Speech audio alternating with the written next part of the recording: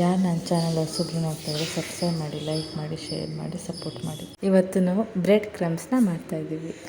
ಬ್ರೆಡ್ನ piece ಮಾಡಿಕೊಂಡು ಗ್ರೈಂಡಿಗೆ ಹಾಕ್ಕೊಂಡಿದ್ದೀವಿ.